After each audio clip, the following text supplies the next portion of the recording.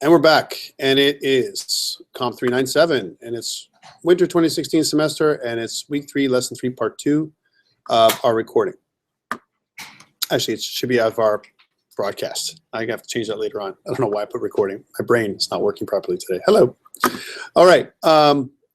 Let's talk about what we just talked about. We just basically just reviewed lab 1, or lab 2, I mean. Lab 2 is, you should mostly be done now. For most of you, should have, I have some people who finished. Look, I've got 13 people of our class that have kind of finished off lab 2. So please see if you can finish it off today, like during class if you can. You have another hour before we take off. Our assignment number 1, the dragon though, I mean, let's talk a little bit about that. So who's got a story that they can tell me? I know I've got one. One was really cool I just heard, which was, you know, I want to make an educational game, Tom, about, you know, instead of making an adventure game, I want to make an educational game, and if you make the right choices, you come up with a positive outcome, right? But what if I have more than one positive choice? Well, there's ways around that, and I'm not going to just kind of go over the details now because it's his game. But you know, you can always use a pickup. You can always pick up additional items. So you can always have a condition to say, I can't win the game, even if it's a positive. I'm on the right track, but if I don't have a special item, I can't win the game. Right? There's a way of doing of kind of adding in an additional condition. An example of that would be this. I want to make a game about I have to defeat a creature or some big boss monster, but I can't defeat the boss monster unless I have the shield of the ages, right? Which will defend me against the monster's breath, because the monster has bad breath and it'll just kill me, right? Right? So shield of the ages creates this, like, you know, breath shield, and now I can pass through. If I don't have that special shield, it doesn't matter what I do. At the end, I'm still going to lose. So that's almost like a 8th negative outcome. And the only way you can make the one positive outcome is if you have that special item that you decide to pick up when it becomes available. And the only way you can get that is it has to be in a certain spot, right, in your game. Like, let's say, hey, do you pick up the shield? Do you look in the chest? You know, that kind of stuff. So you have to actually go through a series of good choices before you get to the end. So it makes the game a little bit more interesting and more realistic. Did you pick up the shield? And there might be other things you pick up too. I need both the sword and the shield. And sometimes people, what I've seen in the past, it's more complex if you make a game like this, by the way. I'm not telling you you should do this. I'm saying you could do this. It just means that your game is going to be more complex to write. Any other ideas that people want to share from a story perspective? You need to make a story for your game, and your story should be kind of thought out right now at this point. You should kind of think about what story you're going to write for your 8 outcomes. 7 bad ones, 1 good one. How do you get to those 8 outcomes, right? And if I review the stuff for the assignment, just really quickly again. So if I was to go to our assignment details here for a second. So here's assignment 1. Remember that what I said was that by next Friday at midnight, right, the details of the game have to be kind of handed in, right? The whole game itself, the working game, and it has to be deployed live on Azure or another cloud service. It's of your choice. GitHub Pages does not count as a cloud service, so please don't think you can deploy on GitHub Pages and that would suffice. It doesn't satisfy my requirements. It's a cloud service with auto deployment is what I'm looking for. Okay, so in this scenario, I have 7 bad outcomes and 1 good outcome, and we need to get there. We need to program this stuff with state machines. So that's what we're going to do today. Let's think about that. Anyone else have a story they want to share though before we continue? So anyone have another story idea? How about Sean? Sean, you're too quiet, man. Tell me your story. He's shaking his head. He's like, no, I don't want to do it. Selena. Oh, wait. Sean says it's like a Super Mario thing. So you can just follow the Super Mario story. So follow the story. Like the story, let's say. Maybe not rip it off. Like, you know, rip it off, right? The theme of Super Mario. Okay, so the Super Mario theme you're going to say, right? That's good. I like your thinking. So, but again, think about, you know, all the pathways for the hero to be successful. Okay, cool. So how do I code that? That's the key. Right? And remember, the code that I gave you online is Impress.js. That's not going to satisfy us. We need to use Create.js. We have to convert this project so it works like Impress.js. And we're going to do that with our state machine. So we don't have a state machine yet, but we're going to make one.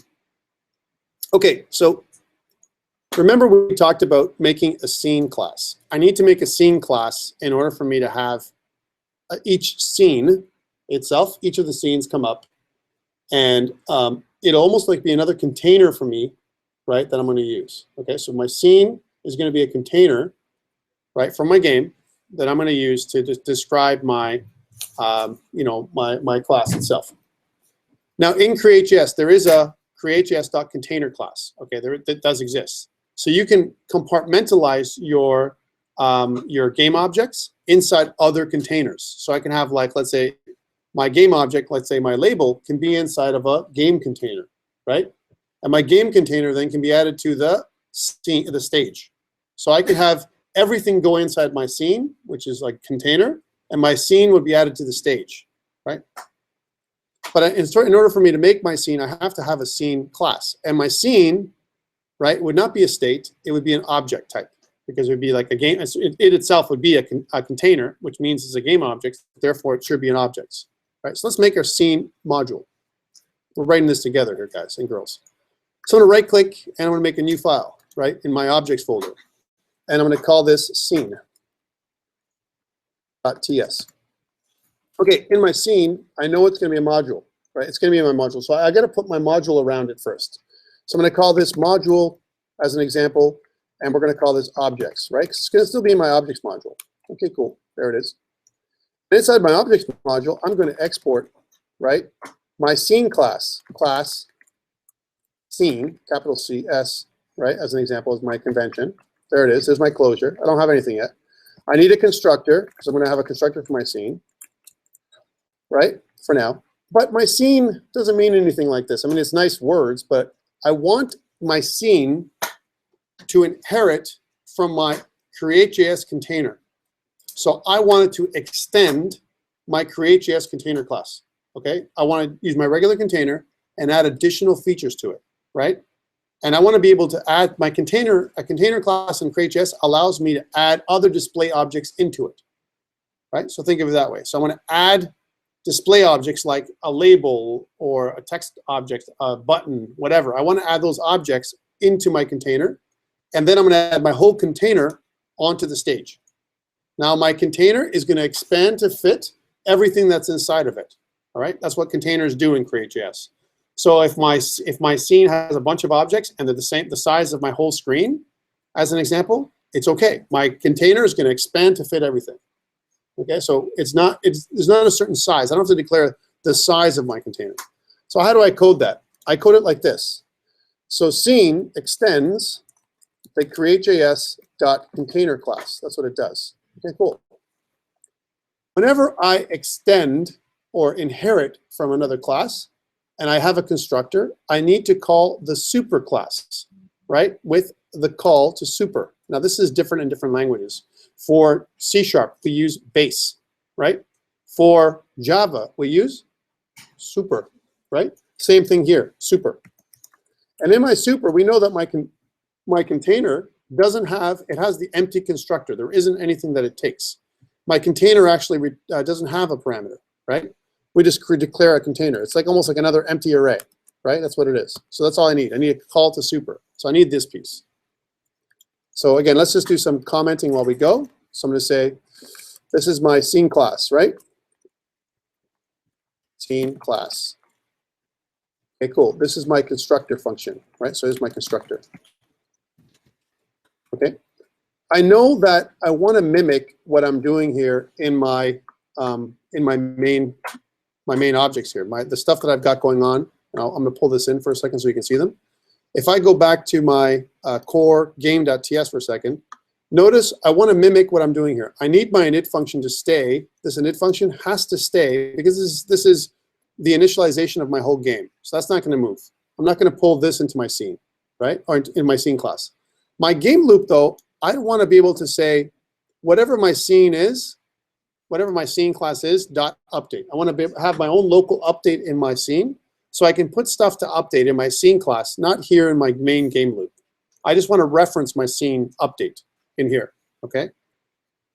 In my main, there won't be a main like this in my game.ts anymore. This will be my state changer, right? Which will be down here, the same kind of thing you see down here, this change state function.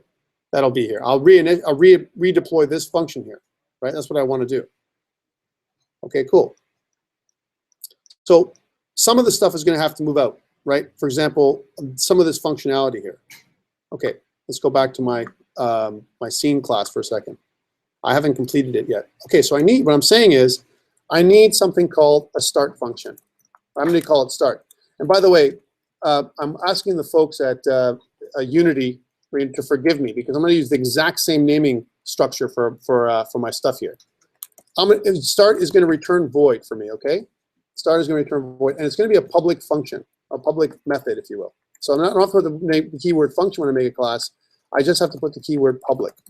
So public start void, and then it's going to be basically something that's going to go inside of here. Here's my start function. All right, I also need, in my scene class, I'm going to declare that I have an update, right? I'm going to have an update function, okay? So this is for my class itself, my scene class itself. Think about my scene class almost like a blueprint for all other scenes. Or what would it be called in Java or in C#? I don't have abstract classes, but it would probably be called an abstract class that I'm making, right? Almost like the superclass of superclasses for all scenes, right? So I want a start method, and I also want, aside from my start method, I also want an update method. So public update, right? Which is also going to return void. So those two methods I'm going to have. Okay, cool. Right, so I have those two methods, and this is going to, in here, I'm going to put all my stuff from my scene class. So I'm going to instantiate or add in here all game objects to my scene in this method. That's what I'm going to do here. And this one is going to update right, game objects in my scene. That's what this is going to do. Go in here. Cool. So that's what this my scene class will do. It's just a blueprint. Notice that there's nothing inside of it. I'm just creating a container, if you will. So I can call a scene class. Now, I need a scene class for one reason. I want all my scenes to inherit from my scene class. Why is that? Because then they're in a is-a relationship with all my scenes, right? So even though they're different kinds of scenes, I have my menu scene, and I have my play scene, and I have my game over scene. They're all scenes. So I can test for that. I can say if I have a scene, which it would be, right? If they inherit from the scene class, that means that I can use the scene keyword, right? Which I couldn't do if I didn't have a superclass for them to inherit from. I'm almost creating a hierarchy first before I create my other actual scenes, right? So example would be this state, which is the menu state. I'm going to change the state into scenes. I'm going to wipe the state out, these states. I'm going to change this. This is the old way I was doing it. I'm going to change them to scenes, right? Scenes.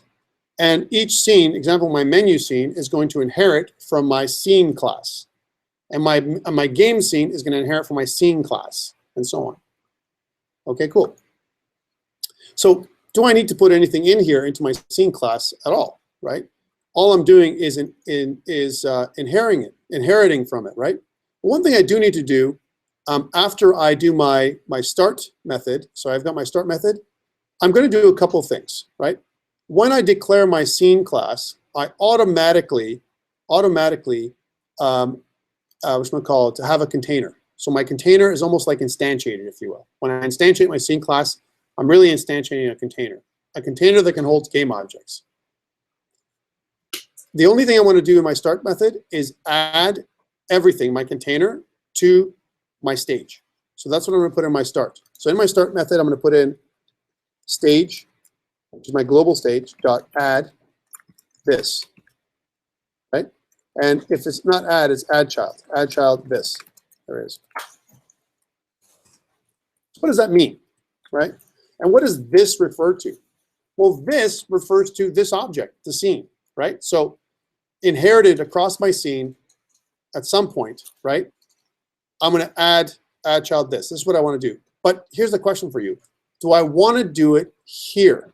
Do I want to do it when I call my start method? Because I'm going to override this thing, right? That's what I'm going to do. I'm going to override my start method, and I'm going to override my update method. I'm going to just wipe them out and call them again. That's what I'm going to do with my scene class. And then that begs the difference. If I don't have an abstract class, this is cool. This is what I want to do, right? but do I have to declare them here? And the answer is I'm just using them as almost like creating a, I'm kind of making almost a contract for all other objects that inherit from scene, okay? When I say contract is, I've declared the structure, and if I create another object of type scene, it's going to inherit my structure. That's what it's going to do. And then I can override it. All right. So even though it says this start, it's going to add this to the stage automatically when I declare the object, right? I'm going to override it when I declare my class anyway. I'm never going to declare an object of type scene. I'm going to declare an object of type menu, right? I'm going to declare an object of type game or level 1, level 2, level 3, whatever. But I'm never going to declare this object. This is just my super class, my abstract pattern, if you will. Okay, that's what this thing is. Same thing with update. My update, I'm going to call update, right? But there's nothing going to be. I'm going to leave it empty for now, like this. Okay, bear with me while I do this. So I'm going to press save, and I'm going to transpile. So cool. I have my scene object, my scene superclass, right? Now instead of states, notice I have a states folder, right? Let's rename this folder to scenes, right? Because I want to create my scenes module, right? Okay, let's do that. So right click, and I'm going to rename, right? My folder now is going to be called scenes. There it is. So there's my scenes module. And inside my scenes module, I have something called my menu.ts. You should have it as well.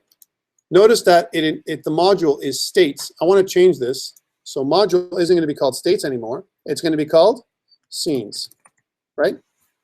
So in my scene, I want to declare my instead of exporting a function, do I want to export a function here?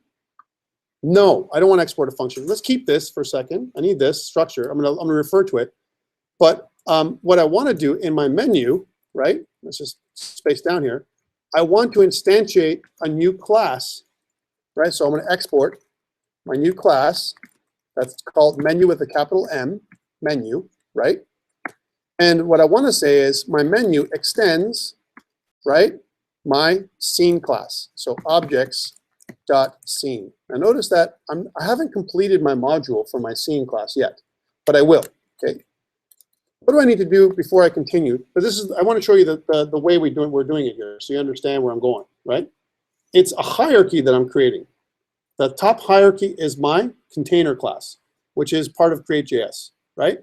And then I make a scene superclass. And then I make my scenes that are subclasses of my scene superclass. That means each of them has an is-a relationship with scene. That means I can test for them. I can say, are you a scene? Yes, I am. But I'm also the menu scene, right? Are you a scene? Yes, I am. But I'm the game scene, right? And if it's a scene, I can use them in my finite state machine, which we're going to create. Okay, cool. I've missed a step. And here's a couple steps, actually. Here's one step I need to add. I'm going to go to my index.html. And inside my index.html, before, right, or after I do all my objects, one of the last things I'm going to add in here is my scene object. Scene, I'm writing these objects as if the other objects have to exist before they can be put into them. So I want to have my scene before I make all my scenes, okay? But after all my objects. And I'll tell you why. Because I want my scene to know about all the other objects inside my objects modules. Okay, that's what it is. So the order would be like this. Script, right? And I want to put source.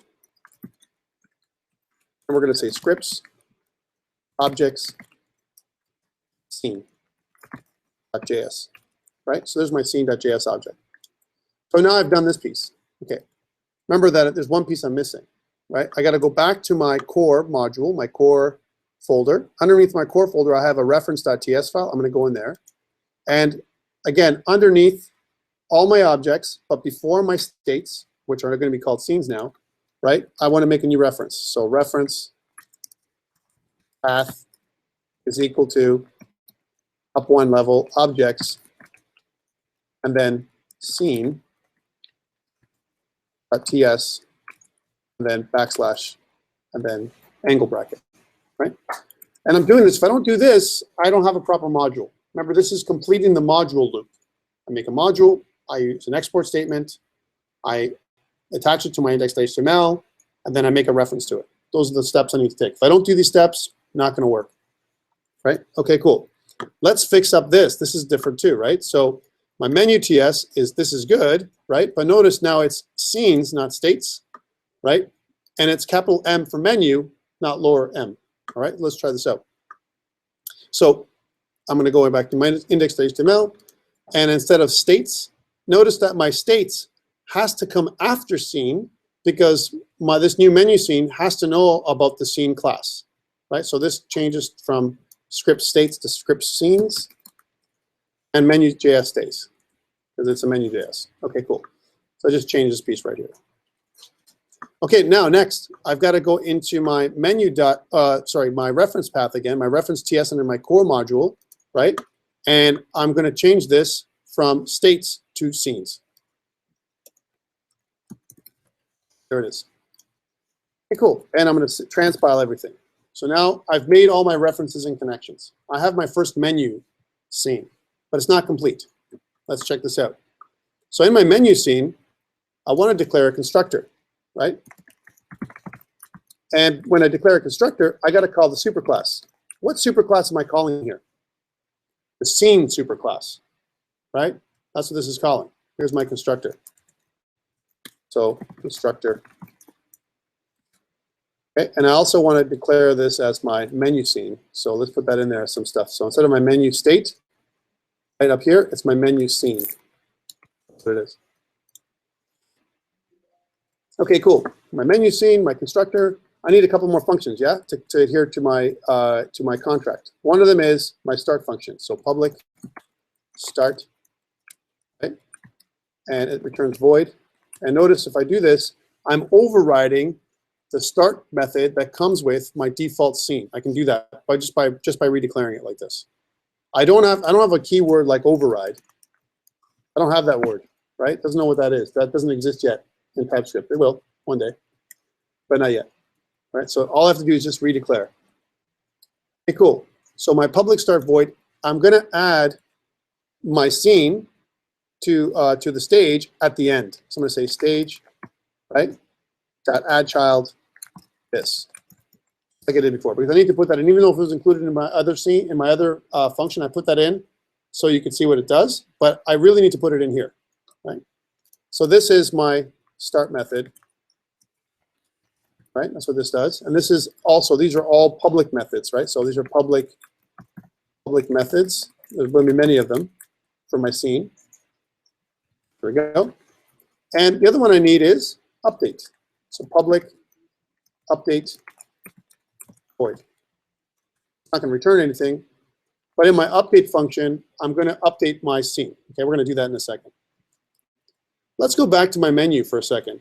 Notice that there's a bunch of stuff I did here before. I did a container. I don't have to do this anymore because when I declare my menu as a scene, it automatically does this. It automatically instantiates container, right? My hello label, all the stuff I added in here, I still got to do all this. I don't have to do this anymore, stage.addChild, because I'm doing that in my start method, right? So I can get rid of all this stuff now. So all this stuff that's in the bottom of my scene that I saved just for safekeeping, I don't need it anymore. I can just get rid of it. Right? And I'm going to scroll up so we're making our scene object. Now we haven't instantiated my scene object yet. I need to do that. Right? And that means somewhere in my game.ts file, eventually I have to instantiate my scene object. Okay, there we go, or my menu object. Okay, cool. Well, let's go back to my game.ts file because I want to move some of that functionality out, right? So first I save, then I transpile, and I'm going to go back to my game.ts file here. And I want to take this stuff that I have in main, this stuff here, and I want to take all of it, hello label, stage, all this kind of stuff over here, and remove everything. So just get rid of it all, right? And kind of cut it. And I want to go back to my menu, right? And I want to paste it in my start. Here's my start method. We'll clean it up in a second. I'll paste it. And we'll right click and go format code.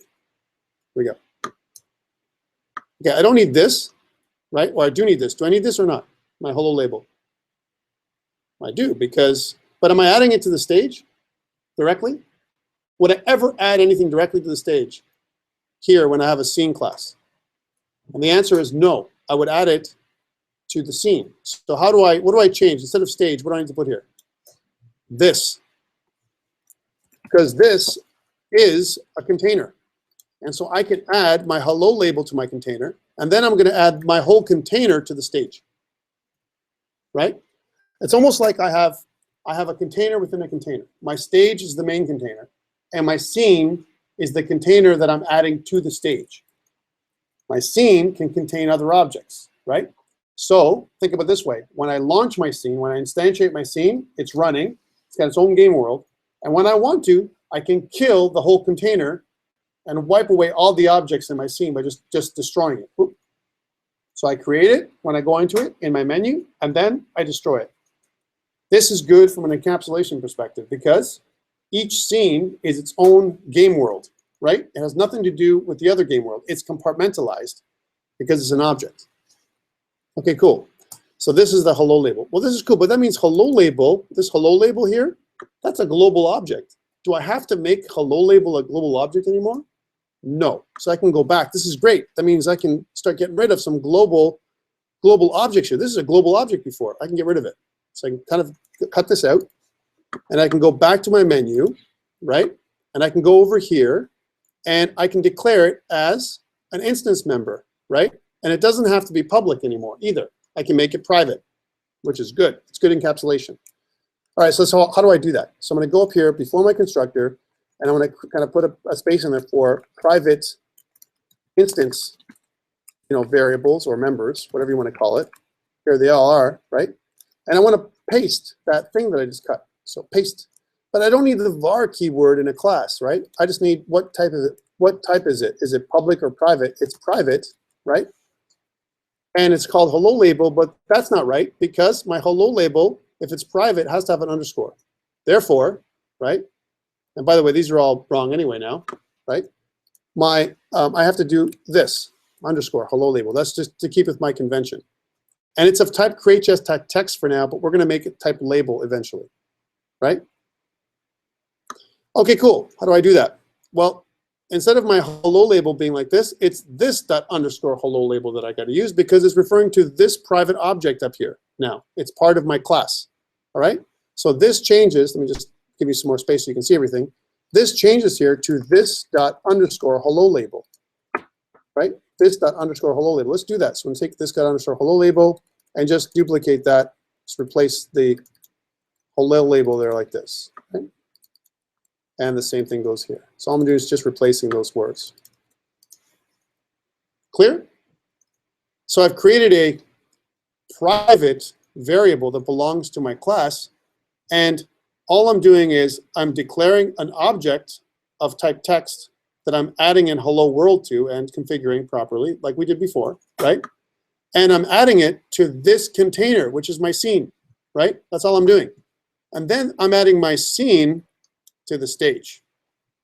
Okay, cool, cool.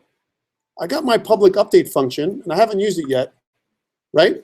This is really important, my update function, because this is where everything gets updated. My scene updates here. So I'll put that in there. Scene, my menu scene updates here, right? I want to keep that in mind because I still got a piece that's not working yet. Let me show you that piece. If I go back to my game.ts file, notice how I have my hello label, which is a global object that I used to have, in my game loop. What do I want to put in my game loop? Not any private object like this. I want to update my scene. I want to call my scene update here, right? So let's take this piece first and configure it. So I'm going to cut it out. And I'm going to put it back into my menu, right? And it's going to be inside my update method of my menu, right? Let's put that in there. And now, of course, I can't use hello label. It's got to be this dot underscore hello label, right? And now it's configuring my hello label. But my update is never called so far. This update method is only for my scene. To test this basic functionality without a state machine, I want to make a menu object, and I want to update the menu object inside my game loop. That's the easy way to test to see if my menu, this whole idea that I have, my scene, works before I do any kind of other things. All right, so let us transpile. Let's go back to game.ts. And in here, notice that I don't have anything in my main function anymore. I'll leave it like that for now, okay? Bear with me. So I want to declare a global scene, right? For now, to keep it simple, I want to do this. I want to say var scene lowercase, right? My menu lowercase, sorry, is equal to what? It's of type scene, right? So I'm going to say scenes, right? Scenes dot menu. That's what my menu is, right? Have I declared? Have I instantiated my object yet? No. All I'm doing is declaring a reference. I'm declaring the shape of my scene, this menu scene, as of type menu. That's what it is. But I haven't declared it yet. Here in my main, this is where I'm going to do it. I'm going to say, in this particular case, I'll say menu is equal to a new scenes dot menu, right? That's what it is. And I have to use the empty constructor notation like this. Cool. Once I've done that, I've created a scene object, my menu scene. Okay, that's cool. Here in my stage, where it's before stage update, right, and between stage update and the curly brace, in here, I'm going to add in menu dot update. My menu dot update is going to update my menu scene. So every time, every frame, it's going to call my update function that exists in my menu object. So it's going to work. It's like I'm just going back a step. I'm going into my object scene, my menu object, and I'm calling my update function. Now inside my menu object, inside my update function, I'm calling the hello world rotation, hello label rotation. So every time I'm calling update, I'm actually rotating my label, which will be the exact same effect that I've had. But in this way, I've compartmentalized my menu into its own object with private variables that are not on the global scope. The only global scope variable I have right now, other than my setup for my create.js, is my menu object. That's it. Let's see if I'm right. So I'm going to save, transpile, and let's run it locally before I update to GitHub, because I've made a lot of changes, right? So let's do that. So let's go locally here. I want to test it out. In Finder, in your case, it would be Explorer, and I want to look inside my state machine and double-click my index. If everything works well, then I'm going to have this rotating thing go on, but I don't have it going on. Why? Let's refresh and see what the problem is, because I'm going to do some troubleshooting here. What's the problem? Why is it not working? I've called my scene, right? I've instantiated it. Oh, could be transpile. Let's try transpiling. Maybe that's it. So I transpile. Maybe that's it. Transpile. Good, good, good, good. Go back here and then refresh, and still nothing. Let's try and see what my problem is. It'll tell me my problem, by the way. Here's my console. What is my problem? It says, cannot read property rotation of undefined in my menu.js scene, right? It doesn't understand what rotation is of undefined. That's good. That means my object was instantiated, and I called my update, and it rotated my hello label. It's trying to rotate my hello label, but it doesn't understand what my hello label is. Right? Would that make sense? Let's do a further test to test this theory out, okay? Because somehow it's not getting there, right? So my menu, did I do all my steps? That's my first question. So let's go back into my, my Visual Studio Code and check my index.html. Do I have a menu scene in here? Yes, I do. Does it know about the scene game object? Yes, I do. Yes, it does. I have my label and all this stuff. All these other things are here. I'm good. And I know about my game.ts. So this piece I did right. Let's go into my reference file. Did I attach my scene to my reference file? Yes, I did. Did I attach my menu to my reference file? Yes, I did. So I knew all those things are good. In my game.ts file, do I have a reference to my menu? Yes, I do. Did I create a menu object? Yes, I did. Here's my menu object right here. And in my menu object, I'm calling my update method. Cool. I'm tracing it. I'm going back to my menu object. Do I have a private hello label? Ooh. Private hello label. Okay, cool. Here it is. Did I declare my hello label somewhere? Yes, I did. Did I ever call my start method? No, I didn't. I have my start method, but I never called my start method. Where could I fix this so it's always called? I never have to call it in my constructor. Where can I fix this so I never have to call my start method in my constructor, ever? Not in my menu, not in a subclass. In the scene class. So I go back to my scene class, right? Bear with me.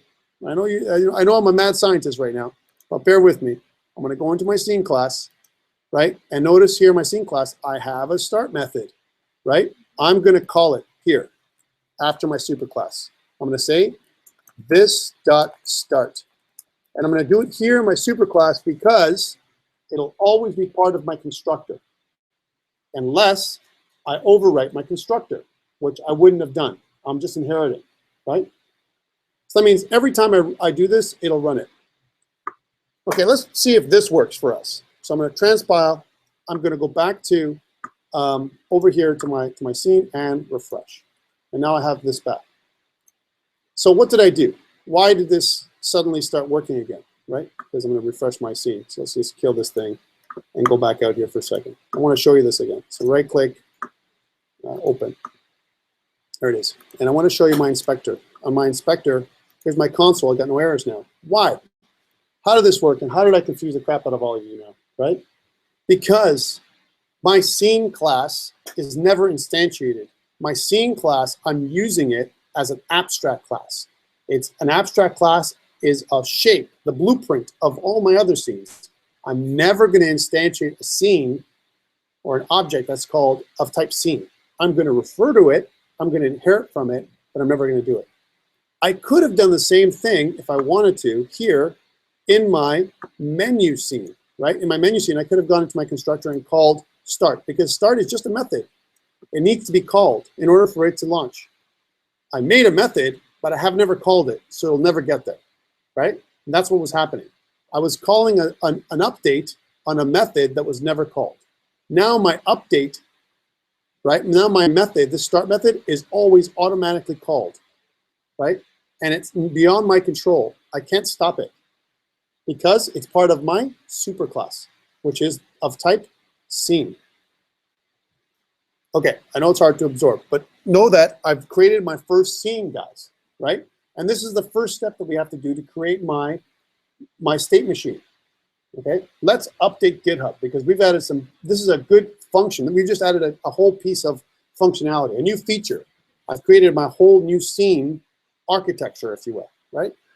Let's do this. And this is going to be the basis for all other games you make with me here, right? So project or assignment 2, you're going to use this state machine, right? Assignment 3, state machine. Final project, state machine, right? If you do this, you're going to create beautiful, clean games that work across any platform, right? Without any memory leakage. All right, let's talk about this. So I've got my scene class, this is good, and let us update GitHub, because GitHub needs an update. All right, so how do I do that? The easiest way, of course, is to go into my console here and go git add dot. Git commit -m, and I'll say created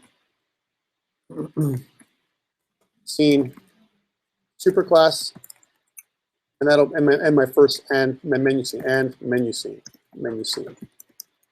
A lot of big things. I could have probably done another commit in between these two things. I could have made my superclass first, made a commit, and then done my subclass and make another commit. But here we're okay. So I've done this. Okay, good. Now I'm going to go git push origin master. So if you haven't got that, if I was too fast for you, go up on GitHub. You see all my changes. Now that I've just updated, guess what's happened? Azure's updated, right? So let's check Azure to see if it has the latest and greatest, right? So I'm going to go back up here. I'm going to kill this, right?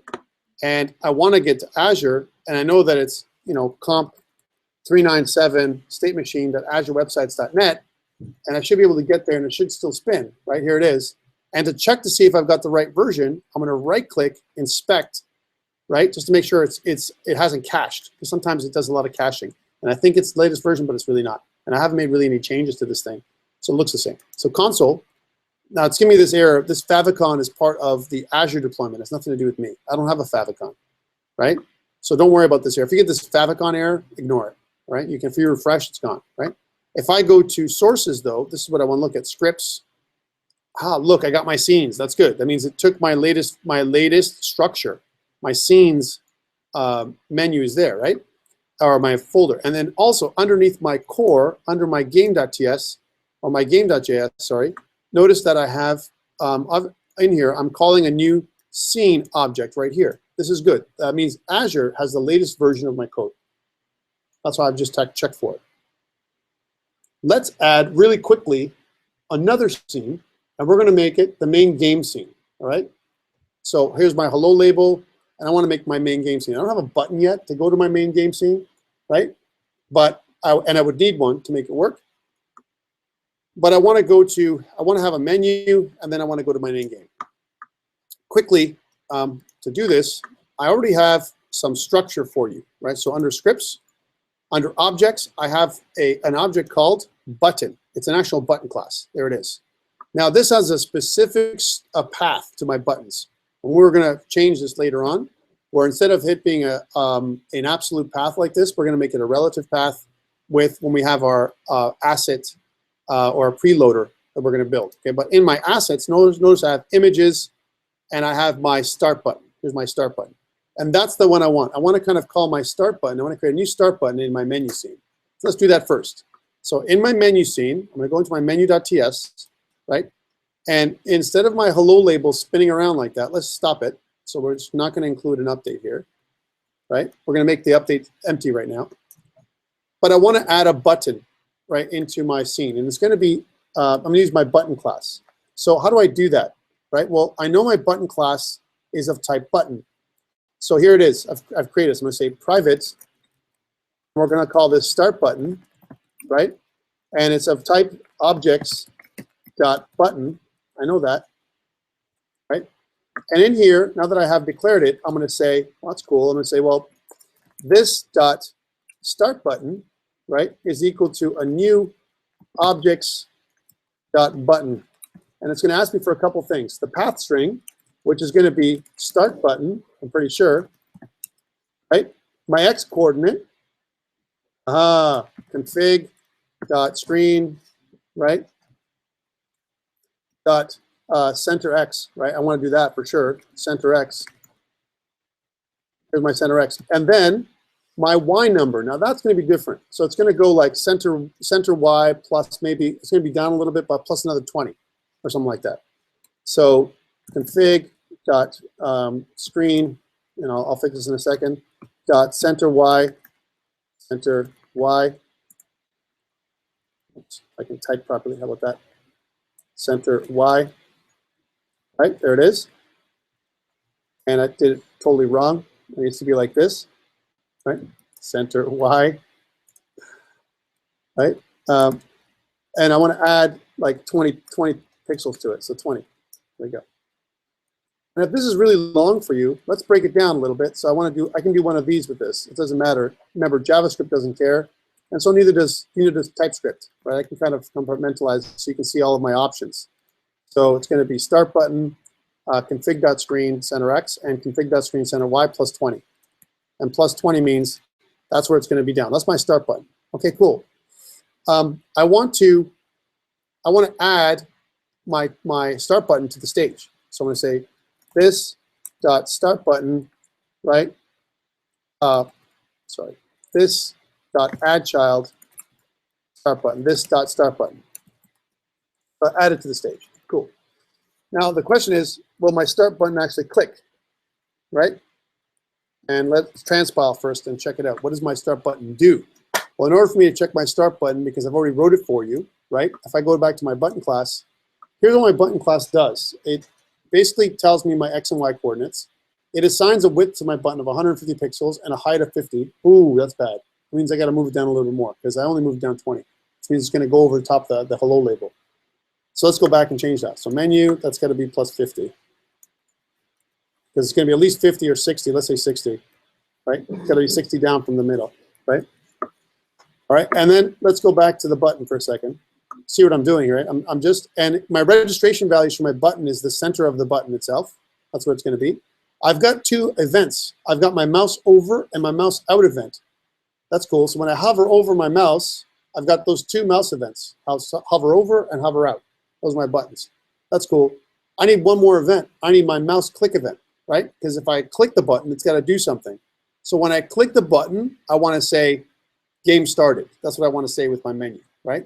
And I want to change my hello label, hello world, to game started. Let's see if I can do that, right? So if I go to menu, I have to write an event listener for my button. right? How do I write an event listener? Well, I've got my button called start button, and I've got my public start method. I want to go outside of my public start method down below my update and create my event listeners. So here's on my event, or my event handlers, sorry, my event handlers. Now you can make this any way you like. I'm doing it this way, and then I'll upload the code for you so you can see what it is in its final form, right? And then I'm going to make a public. I could make it private too if I wanted to, because it's just an event handler. But let's make it public for now, right? So we'll make it public, and the event handler will be called start button click. Actually, we'll make it private. That's why it should be. So private underscore start button click, right? And I'm going to pass in a type of event, which is of type create.js mouse event, right? Because that's just the event type that we're gonna deal with, okay? And when I click the button, whenever my button is clicked, I have to declare the listener. This is my handler first, right? When I click the button, I want that the hello label, this._hello label.text, to change to, game started. It's going to be the big label is going to change, right? So the first time I click the button, okay, cool. I don't have a listener yet. How do I attach a listener? Well, it's very simple. Here's my button. Underneath my button, I'm going to add it in, right? Oh, that's my label. Hold on. Just take away some of these spaces here so you don't confuse you more than I'm confusing you. Don't worry, you'll get it eventually, right? Here's my start button, right? I want to say this._start button .on. That's the way you create a listener. Just like we did for the tick event, my ticker, right? And then I declare the event type, click. It's the click event. And then I declare I call the handler the callback function. I can write this anonymous if I want to, but I'm not going to. I want to make a callback function, which is this._start button click, which is just defined. And I'm also going to pass in a reference to this, which is my context. Whew. Right? So I've made a button through the button class. That's what this is. I've added it to my scene. I create an event listener. Here's my event listener. Start button event listener, right? And then I have my start button event handler down here that handles every time I click this button, it fires off, it does this game started. It'll only do it once because I don't have any other conditions in here. So once it does it one time, even if you click it again, it won't do anything because it's just, all it does is change the game started. And it'll keep on trying to change the game started over and over again. All right, let's try this out and see if it works. So I transpile. Let's try it locally, right? So I'm going to go into my local files first. So let's open this up. I'm going to go down into here, right-click, reveal in Finder, and then I'm going to go double-click on index.html. And here's my hello world. Oh, man, where's my button? Let's refresh. Where's my button? How come it's not there? Right-click, inspect, and it's going to give me this cockamamie failed to load resource, error file not found, users, Thomas, desktop, assets, images. Desktop? It shouldn't be desktop. That's not right. How come it's going to desktop? Let's see what it's giving you, right? So let's check out my button class for a second. And it's going to Thomas. That's a direct path. That sucks. All right, let's go in there and fix that. So go back into my content. We're running out of time. I'm going to go into my scripts. I'm going to go into my button class. And over here it says up one, up two, assets, images, and then path string plus path string. Well, that's neat. But what happens when I go up one, up two? Well, where am I? I'm up here. I'm objects. I'm going to go up one to the scripts, up two to assets, and then down one to images. This is a problem because this is absolute pathing. And that's why I'm getting an issue, right? It doesn't understand what this button is. It doesn't know where that path is. It's trying to find it. But when I go up one, up two, here inside this method, this path is wrong. It's not giving me the right path. So how do I fix that? I can't use absolute pathing as the answer. And what I can do is I want to add this because remember, button is just a bitmap. That's what it is. It's a create.js bitmap, right? So when I attack the superclass for the bitmap, I want to look at the assets images. So here's assets images button, start button. There it is, start button, dot ping. That's what it is. So that's how I built up my string. So when I look at this, I'm like, yeah, that should work, right? That should work. But the way it's interpreting it, because I'm running it locally by double clicking, right? It doesn't know that path because I'm running it from the root. But I bet if I deployed it to Azure, it would use absolute pathing and find it. Let's see if I'm right, right? So that's why it's not working. All right, so if I go here, and first of all, I want to go git add dot, and I'll say git commit -m. I'll say updated menu. Thank you. A menu scene. Then git push origin master. And when I do that, it pushes up to GitHub. And when it pushes up to GitHub, it goes back onto Azure. And when it goes onto Azure, I can go here and refresh, and not here. If I go here and I refresh, and if everything goes well, I should have my start button. See? Here's my start button. If I hover over it, everything's, if I click start, then it goes game started. Right? Now, the reason why it did what it did, why I couldn't find my start button, is because the pathing was wrong. Because I double clicked on it. I didn't run it in the server. I ran it locally as a file, right? I double clicked my index.html. That's why I got that error, right? And I got to fix that later on. In later iterations of this thing, I got to fix it so it does what it's supposed to do. And it also does doesn't do another couple things. My hover effect is missing, and I'll tell you why. Before you guys all go, please give me one more minute of your time, right? I'll show you it. If I go to my game.ts, so game.ts now, right, which is inside my core. One thing that I'm missing from my setup, right, is my button. I've got to enable my button events, right? So I do that here before my main, and I could do that after stage as an example. So here's how I do it. So I go and I go create.js dot enable. If I go try, or if I do mouse event, that doesn't work. How about if I go stage dot mouse? Yes. I want to do enable mouse over. If I do enable mouse over or enable mouse events, right? And I can specify a frequency number, which I want to do like around 20 frames per second, right? So I can say enable mouse events. One more thing here. So once I've enabled mouse events, you're going to have the code in a second. I want to go here and git add dot git commit -m, and I'll say updated game.ts. There we go. Git push origin master. Okay, when I do that, it goes up to my files here on Azure. I refresh. Hopefully, it refreshes pretty quick. Yay! Now, when I hover over, no, it's not refreshed yet. Because I want to basically, it should give me the hover effect, and it doesn't. It's okay. We'll fix it next time. So next time, remember, I've created my menu. You've got to create your menu, your game states, and each of your game states are going to be for each of your nodes. Each of your nodes in your hierarchy, right? When we go back to the code, right? Notice on the bottom of my game.ts, way on the bottom here, I have an example of what a state machine would look like. And here, I want to switch out my menu scene with my play scene, or scene 1, or node 1, node 2, node 3, node 4, and so on. Okay, that's what we're doing. Okay, and that's the hierarchy that we have.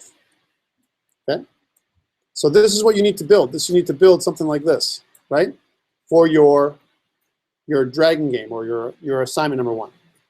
Questions around this before we go? I know we're running a little late. Yes.